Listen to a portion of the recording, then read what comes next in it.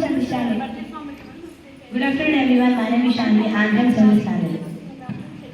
राम राम, मेरा नाम हर्षवर्धन। राम राम, मेरा नाम वैशाली।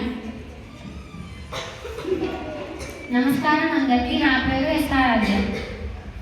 నమస్కారం అందరికీ, నా పేరు బిలీలా. Hi Shanvi, how are you everyone? Hi Sadhika, of course, I just finished my lunch. What's up?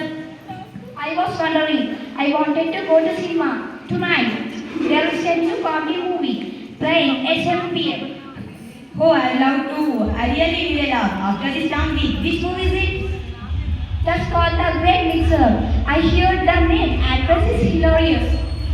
Perfect, should we meet at the theatre or do you want to grab coffee first?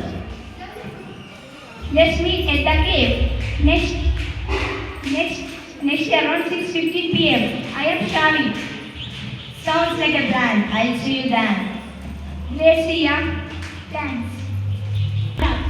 Ram Ram, तेरा क्या नाम था? मेरा नाम हर्षवर्धन है। के हाल था? मैं किस रहिया करूं? तेलंगाना में रहिया करूं। आज आपका हरियाणा के बारे में जानेंगे।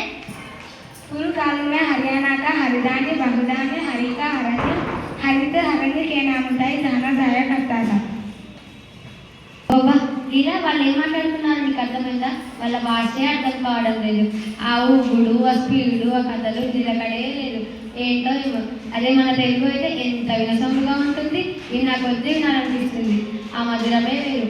అవును, కానీ ఈ మధ్యలో బయట కనబడడం లేదేంటి? ఆ పుస్తకం ఏంటి? మా తాతయ్య ఈ తెలుగు పదాల పుస్తకం ఇచ్చాడు. చదవడానికి ప్రయత్నిస్తున్నాడు, కానీ కొన్ని తెలుగు పదాలు అసలు అర్థం కావడం లేదు. అసలు ఈ రోజుల్లో తెలుగు నేర్చుకోవడం అవసరమా? అందరూ ఇంగ్లీష్లోనే మాట్లాడుతున్నారు కదా. మా తాతకి ఎన్నిసార్లు చెప్పినా వినడు.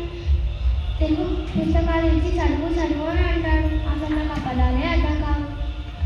అలా అనకు లీలా. తెలుగు భాషనందు లెస్స అని ఊరికే అనలేదు. మన భాష, మన గుర్తింపు, మనం ఎన్ని భాషలు నేర్చుకున్నా మన అమ్మ భాషలా ఉన్న కమ్మదనం వేరే దేనిలో ఉండదు. నిజమే కావచ్చు, కానీ కెరీర్ పరంగా ఇంగ్లీష్ ముఖ్యం. అవును, ఉద్యోగం కోసం ఇంగ్లీష్ ముఖ్యమే, కానీ మన సంస్కృతి మూలాన్ని తెలుసుకోవాలంటే తెలుగు తెలియాలి. మన పద్యాలు, సామెతలు, అన్నమయ్య గీతలు, వీటిలో ఉన్న అర్థం వేరే భాషలోకి అనువాదిస్తే రాదు.